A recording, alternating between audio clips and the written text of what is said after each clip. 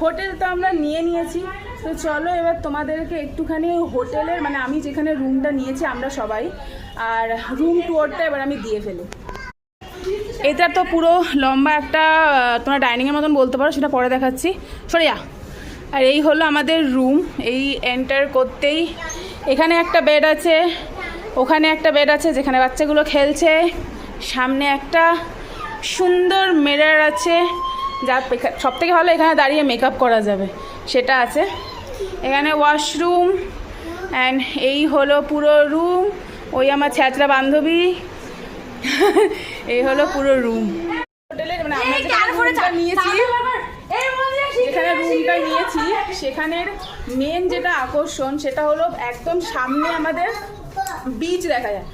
সামনে তোমরা সামনে থেকে দেখতে পারবে একদম সমুদ্র। তো চলো দেখিয়ে দিচ্ছি। দেখো এরকম সামনে দিয়েই পুরো বিচ দেখা যাচ্ছে। ওয়াও, এরকম সামনে পুরো এখান থেকে বিচ দেখা যাচ্ছে। এই হলো ভিউ এখান থেকে। তো হোটেলের এই জায়গাটা আমার সব থেকে বেশি ভালো লেগেছে, কারণ এখান থেকে পুরো বিচটা দেখা যায়। আর একদম বিচের মানে কি করছিস, তুই সবসময় আমার ভিডিওর মধ্যে চলে আসিস কেন পেছন দিক থেকে, যখনই আমি কিছু করি না কেন। তো যাই হোক, এখন আমরা সবাই ঢুকেছি, এখন একটুখানি ফ্রেশ হবো, মুখ টুক ধোবো, ধুয়ে সবার আগে একটুখানি বেরাবো। জগন্নাথ মন্দিরে যাওয়ার আছে, আরও কিছু প্ল্যানিং আছে, তো সেগুলো কমপ্লিট করবো। চলো ফটাফট এবার আমি আবার চেঞ্জ করে রেডি হই।